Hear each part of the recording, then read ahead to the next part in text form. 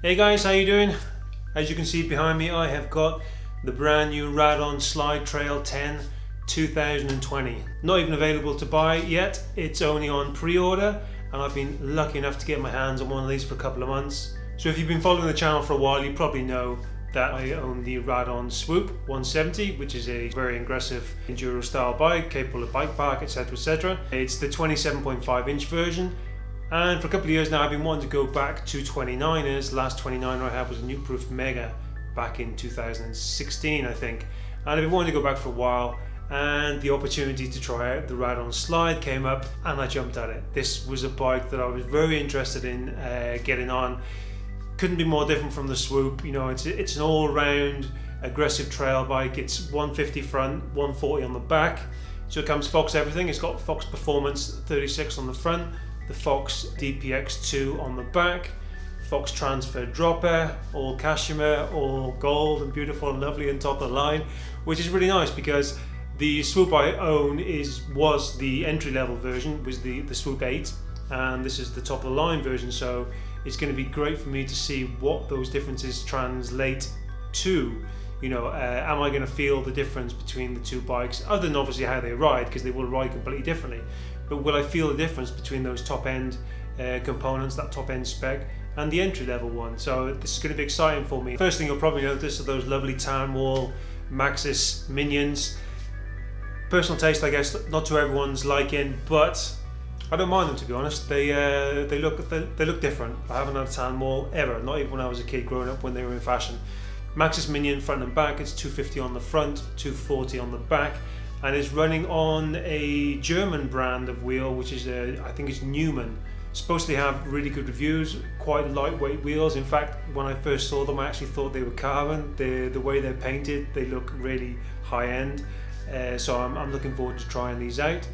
With regards to the brakes, it comes with SRAM Guide RSCs. I haven't used SRAM brakes for a good couple of years. I've been a Magura boy last couple of years, so it'll be interesting to see how they check out. And with regards to the gearing, I'm back on SRAM, and this time I've got an Eagle. I've never ridden Eagle either. The closest I've had is the poor man's Eagle, which is a 28 at the front and a 46 on the back, and that was with my Shimano gearing, which I have on the Swoop.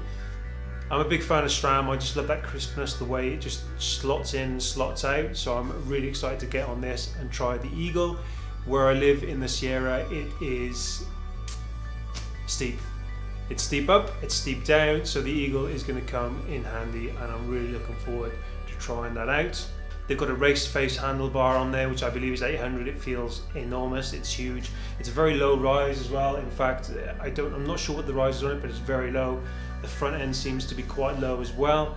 Like I said, they have sort of geared this bike as an all-round, all-day bike, and apparently they are actually racing this on the EWS circuit. Now this bike couldn't actually be more different to the Swoop. You know, the Swoop is aluminium, this is carbon. The Swoop has an incredibly aggressive head angle on it, designed to go down anything.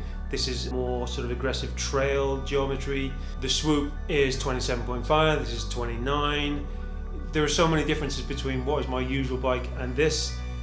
So actually being able to test it and go through the trails that I know well and seeing how capable it is with regards to a bike that was built just to go down is going to be really, really interesting. I've also been told that the rear shock is spec'd out with the most amount of spaces that you can actually get in the DPX2.